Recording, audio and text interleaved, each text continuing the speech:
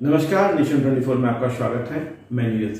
देखिए, हम राजनीति की बात करते हैं, विकास की बातें करते हैं, स्वास्थ्य की बातें करते हैं। आज हम बात कर रहे हैं शिक्षा की। जी हाँ, बिहार की शिक्षा की स्थिति जो है पिछले समय से काफी दयनीय है, काफी बदहाल रहा है और अब धीरे धीरे जो है शिक्षा का स्तर जो है बिहार में भी सुधार की ओर विकास कर रहा है। बहुत सारे कोचिंग संस्थान जो हैं इसमें जी तोड़ कमर कस के जो लगे हुए हैं कि कैसे बिहार की शिक्षा को जो है ऊपर लाया जाए और साक्षरता दर को बढ़ाया जाए।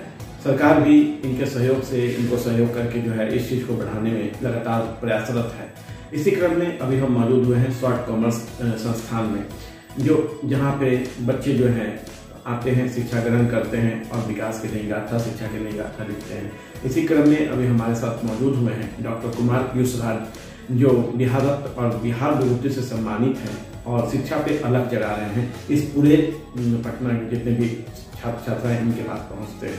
तो चलिए हम इसे चर्चा करेंगे और बात करेंगे कि आखिर बिहार की जो साक्षरता दर है उसके नीचे गिरने का कारण क्या रहा है।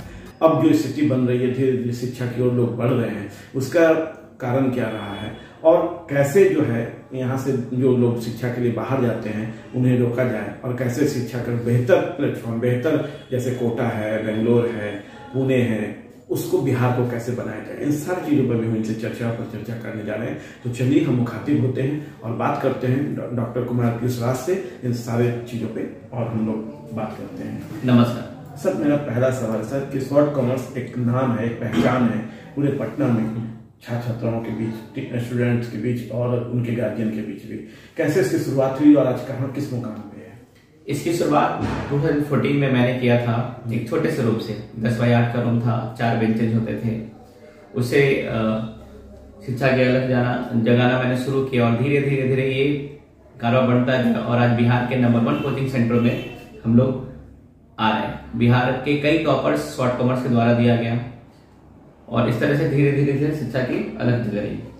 सर, आपको भी पता है कि बिहार की जो शिक्षा साक्षरता दर है जो काफी नीचे रहा है। 2014 की वक्त तो और स्थिति दयनीय थी, क्योंकि उस वक्त हम भी पढ़ाई लिखाई किए थे। तो क्या लगता है सर की स्थिति क्या है और क्या अब लोग छात्र छात्राएं जो है जागरूक हुए हैं इस विषय को?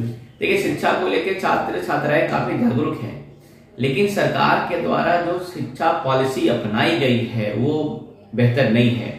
आज सारे यूनिवर्सिटी कॉलेज में जो शिक्षा का पैटर्न है, एग्जाम का जो पैटर्न है वो बहुत ही निम्न स्तर का है। अभी 10+2 का एग्जाम चल रहा है। आप लोगों ने कभी मार्क किया होगा, इंग्लिश का एग्जाम बच्चे देते हैं, देने के बाद वो बोलते हैं उनका मार्क्स 90 आता है, but they are not able to write 2 line only, 2 line वो नहीं लिख सकते हैं। इस तरह की शिक्षा व्यवस्था बिहार में है। आप देख पाएंगे कि 50 मार्क्स का ऑब्जेक्टिव हो गया है, उसमें भी 100 मार्क्स देने के बाद 50 मार्क्स का ऑब्जेक्टिव हो गया। बच्चों का रिजल्ट तो आ रहा है, बच्चे अच्छे मार्क्स से पास भी हो रहे हैं, लेकिन उनके अंदर शिक्षा बेसिक जानकारी हो ही नहीं पा रही है। यूनिवर्सिटी की बात करें तो 10 क्वेश्चन में 5 क्वेश्चन लिखना होता है। 15 साल, 20 साल, 25 साल पहले जो शिक्षा का पैटर्न था आज भी वही पैटर्न। तो शिक्षा विकास सबसे बड़ा रीजन यही है कि हमारे शिक्षा का स्तर काफी नीचे गिर चुका है। आपको भी पता है कि पुणे कह लें, कोटा कह लें या फिर बेंगलोर की ओर रुख करें, जिधर भी मतलब उस साइड रुख करते हैं तो उधर काफी बच्चे अपने यहाँ के जो हैं या इस हिंदी भाषी क्षेत्र के बच्चे जो हैं उधर चले जाते हैं शिक्षा ग्रहण करने के लिए। वहीं ग्रहण भी करते हैं और वहीं पे उनकी जॉब भी, बेरोजगारी भी उनकी दूर होती है और जॉब भी उन्हें लगता है। तो क्या वो चीजों को हम लोग बिहार में नहीं कर सकते? देखिए, बिहार में शिक्षा और कम से कम कोचिंग सेंटर वालों ने बिहार में शिक्षा को बहुत ऊपर तक ले जाने की कोशिश की है। कोविड के बाद थोड़ा असर रहा है और आज भी कोटा में जितने बेहतरीन शिक्षक है उसमें अधिकांशतः उसका परसेंटेज बिहार से आप देखे होंगे, दिल्ली में बिहार से है। तो यहाँ पे अभी धीरे धीरे कोचिंग संस्था बहुत तेजी से उभर रही है और मुझे उम्मीद है कि private tutor, private teacher, coaching संचालक धीरे धीरे बिहार को शिक्षा के क्षेत्र में बहुत ऊपर ले जाएंगे। लेकिन जो बिहार का, मैं फिर बोलूंगा, बिहार का जो पैटर्न है एग्जाम लेने का वो बहुत निम्न है। इससे बच्चे सर्वाइव नहीं कर पा रहे। वो 10+2 तो उनको 90%, 90% मार्क्स आता है, लेकिन कॉम्पिटिटिव एग्जाम निकालने में असमर्थ है। मेडिकल में कम हो जाता है, इंजीनियरिंग में टॉप में जाने कुछ बच्चे जाते हैं, बाकी पीछे रह जा रहे हैं। तो कहीं ना कहीं शिक्षा के सर्कुलम में, सिलेबस में सुधार की आवश्यकता है। सिलेबस में सुधार की आवश्यकता है और बहुत तरीके हैं जिसका इन्होंने बताया है। हम ये कहना चाहेंगे कि देखिए अभी हम लोग जो कि पत्रकार हैं और हम लोग भी पूरे बिहार में दौरा करते हैं, हर जगह जाते हैं। हमने इस बार जनगणना मामले पर थोड़ा सा प्रकाश डालना चाहता हूँ, क्योंकि जनगणना मामले में जो है एक चीज देखने को मिला कि जितने टीचर होते हैं या उससे जुड़े लोग होते हैं उनको लगा दिया जाता है कार में। तो आखिर सरकारी स्कूलों में पढ़ाई कैसे होगी?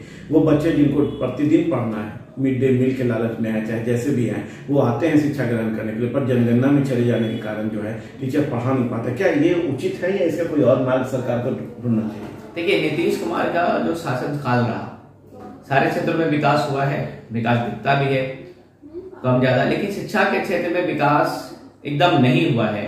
एक तो शिक्षक जो हमारे यहाँ है वो काफी कम है, और कम होने के साथ साथ उनको मिड डे मील योजना, अभी जनगणना हो रहा है, जनगणना में आप हम देख रहे हैं सारे शिक्षकों को लगा दिया जा रहा है, इलेक्शन ड्यूटी उन्हीं से कराई जा रही है। तो सारा काम शिक्षक ही करेगा तो पढ़ाएगा कब? उसके और दूसरी बात है कि जो यहाँ शिक्षकों की जो सैलरी है बहुत ही कम है, इतनी कम है तो चिंतित रहता है घर अपना चलाएगा कैसे। और आप देख पाएंगे कि अगर बेरोजगारी को दूर करने की सरकार को, तो जो इतने बेरोजगार युवा हैं बिहार में, आप जनगणना का काम उनके माध्यम से आप करा सकते थे, उनको कॉन्ट्रैक्ट के तरीके से, और उनका भी स्किल डेवलपमेंट होता। लेकिन सरकार के नीति निर्धारण में जो कमियां हैं बहुत ज्यादा है। कम से कम शिक्षा के क्षेत्र में तो बिहार बहुत पिछड़ रहा है, इतना पिछड़ गया है कि उसकी कल्पना नहीं कर सकते। और आने वाले 10 साल में अगर इसी तरह का काम चलते रहा तो आप देखिए बिहार बोर्ड में किसी स्कूल में पढ़ाई की व्यवस्था धीरे धीरे खराब हो गई, खराब हो ही गई है। स्कूल में शिक्षक नहीं है, कॉमर्स के टीचर्स नहीं है, साइंस के टीचर्स नहीं है तो जनगणना में लिप्त है, उनके ऊपर बहुत प्रेशर है और सैलरी बिल्कुल नहीं है। तो आज आप इवन हमारे कोचिंग में जितने बच्चे होंगे, आप ओपन रूप से जाइए किसी स्कूल कॉलेज में देखेंगे तो आप पाएंगे कि आप अगर 1000 बच्चों से पूछेंगे बेटा फ्यूचर में क्या करना है, उसमें 5 बच्चे भी नहीं बोलेंगे ना उनको शिक्षक बनना है। तो किस प्रकार की पद्धति, किस प्रकार की नीति सरकार की है कि शिक्षक जो बच्चों को पढ़ा रहा है और बच्चे शिक्षक नहीं बनना चाहते हैं? ये विडंबना है। आप लोग मानते हैं कि जो कोचिंग संस्थाएं यहाँ पे जी तोड़ मेहनत कर रही है शिक्षा को आगे बढ़ाने में, साक्षरता दर को बढ़ाने में, अलग बच्चों के बीच में शिक्षा के लिए अलग जगह लेने, उसमें सरकार आप लोग के प्रति पूरी तरह से उदासीन है? पूरी तरह उदासीन है। लॉकडाउन में हम लोगों ने सरकार से मांग की थी कम से कम हो आर्थिक पैकेज आप नहीं दे सकते, तो जो बिजली बिल है हम लोग के ऊपर उसको रिवेट कर दिया जाए, वो आपके हाथ में था। सरकार ने बिजली बिल तक माफ नहीं किया। किसी शिक्षक के लिए सरकार ने कभी किसी शिक्षक को सूद नहीं ली। और आज यहाँ पे देखेंगे शिक्षा का जो स्तर गिरा, उसमें निजी कोचिंग संचालक भी है, क्योंकि उनके यहाँ जो शिक्षक है एक कोचिंग एक्ट आना चाहिए, जो सरकार बार बार बोल रही है, एक कोचिंग एक्ट आना चाहिए, मिनिमम क्वालिफिकेशन फिक्स होना चाहिए कि इससे कम वाले लोग शिक्षक नहीं बने। इसकी भी जरूरत है। हाँ, बच्चों को कमियां भुगतना पड़ता है कि वो जान नहीं पाते कौन शिक्षक अच्छे हैं, कौन शिक्षक अच्छे नहीं है। तो इन सब कामों को देखकर शिक्षा को बढ़ाया जा सकता है। चलिए, तो बहुत बड़ी बात है कि आखिर तरीका भी बता रहे हैं, जो स्थिति इनको कोरोना के वक्त में झेलनी पड़ी है उस पर भी अभी हम लोग चर्चा किए हैं। अब हम एक सवाल सर कर रहे हैं कि शॉर्ट कमर 2014 से चल रहा है और अभी 2022-23 आ गया, तो इन बीचों में जो बच्चे आपके यहाँ पढ़े, क्या उन्होंने एक मुकाम हासिल किया? देखिए, इस बारे में इसका उत्तर आप भी जान रहे हैं कि आपके न्यूज चैनल में 2-3 ऐसे जरूर लड़कियां होंगी जो हमारे कोचिंग के माध्यम से गई होंगी। मुझे याद नहीं है कि कितने बच्चे मुझे सीए हैं, इतने नंबर से 7 से 8 मेरी एयर होस्टेस है, कितने कंपनी सेक्रेटरी हैं। तो शिक्षा में इन 10 सालों में, 9 साल पूरा 10वां साल मुझे स्टार्ट हो रहा है, इन 9 सालों में मैंने जितनी कोशिश की थी उससे कहीं ज्यादा मुझे फल मिला है। और मैं उम्मीद करता हूँ आज जैसे मैं उम्मीद करता हूँ कि आने वाले अगले 10 सालों में बिहार के हर बच्चे जो होंगे शॉर्ट कॉमर्स का नाम जानेंगे। और आज मैं बिहार को छोड़िए, मैं देश के किसी भी कोने में जाता हूँ, किसी बड़े शहर में जाता हूँ, तो मेरे वहां बच्चे हैं। मुझे प्रतीत होता है कि इन 10 सालों में बच्चों ने कितना प्यार दिया, खुशी होती है, बहुत खुशी हुई है। दिल्ली, बॉम्बे, कलकत्ता जाने के बाद बच्चों से मिलने का समय नहीं रह पाता, इतने बच्चे मुझे प्यार करते हैं। सर, मेरा एक सवाल और है सर कि जो बच्चे आपके यहाँ से निकल के जा रहे हैं, क्या उन लोग आपके पीछे जो और बच्चे आ रहे हैं उसमें से वैसे लोग लिखते हैं जो लगता है कि इस तरह से मुकाम हासिल करें? देखिए बहुत सारे बच्चे, बहुत अभी तो धीरे धीरे मेट्रोडियस बच्चे आ रहे हैं, अब तो बच्चे और स्मार्ट हो गए हैं। लेकिन मैं फिर बोलूंगा, बच्चे स्मार्ट हुए हैं, डिजिटलाइजेशन हुआ है, लेकिन शिक्षा के पैटर्न को, शिक्षा जो बिहार बोर्ड का सिलेबस है उसको पूरी तरह से बदलना पड़ेगा। वो बहुत आउटडेटेड है। आज से 30 साल पहले का सिलेबस बीकॉम का आज भी वही है। 10+2 में बच्चे 30 क्वेश्चन होते हैं।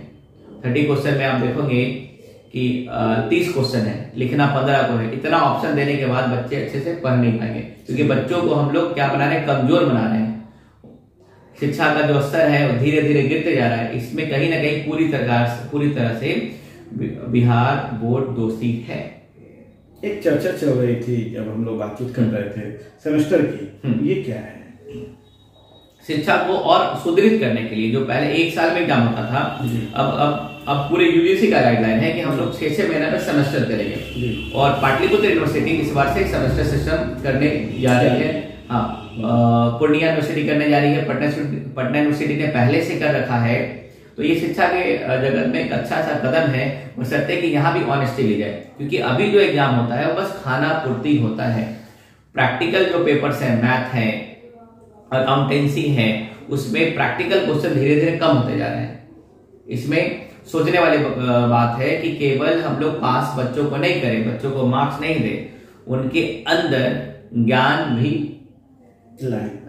बेसिक के बाद और अच्छा यार, क्योंकि बिहार शिक्षा के माध्यम से ही ऊपर उठ सकता है। और आपको भी पता है, हमें पता है इतिहास काल से कि बिहार को नालंदा यूनिवर्सिटी जैसा जगह मिला है और तक्षशिला मिला है, और काफी ज्ञान की धरती कहा जाता था बिहार। बिल्कुल, और कहीं ना कहीं धूमिल होने के कगार पे है। बहुत बड़े रूप से अगर कदम नहीं उठाया गया तो बहुत ज्यादा मुश्किलात हम लोग को सामना करना पड़ेगा। सर, क्या संदेश देंगे बिहार के लोगों को भी, छात्र छात्राओं को भी और उनके गार्जियन को भी, एक बेहतर संदेश जिससे कि थोड़ा सा हम लोग इस शिक्षा में आगे बढ़ सकें? देखिए, ईमानदारी पूर्वक हम लोग अपनी स्टडी को करें, और जो आपके सपने हैं उसको जी जान लगा कर दीजिए, और हम सभी बिहारी मिलकर ही बिहार को बदलेंगे। अगर कोई बाहर का व्यक्ति आके बिहार को नहीं बदलेगा, और हम सभी को कदम से कदम मिलाकर बढ़ना होगा, और बिहार के बच्चे बिहार में रहकर बिहार की सेवा, बिहार को आगे बढ़ाए और बिहार की सेवा करें। हम लोग पढ़ लिख कर, स्टडी करके हम लोग अब्रॉड जा रहे हैं, दिल्ली जा रहे हैं, कलकत्ता जा रहे हैं। उससे क्या हो रहा है, बिहार का जो ब्रेन है बाहर जा रहा है। हम लोग को वापस आना पड़ेगा और बिहार को डेवलप करना पड़ेगा। चलिए, तो बहुत बड़ी बात कहे हैं कि हमें वापस आना पड़ेगा और बिहार को डेवलप करना है, क्योंकि इतिहास काल से लोग जानते हैं कि बिहार ज्ञान की धरती रही है, और लोग यहाँ शिक्षा देने पूरे विश्व से, उस वक्त पूरे विश्व से आते थे और यहाँ शिक्षा ग्रहण करते थे।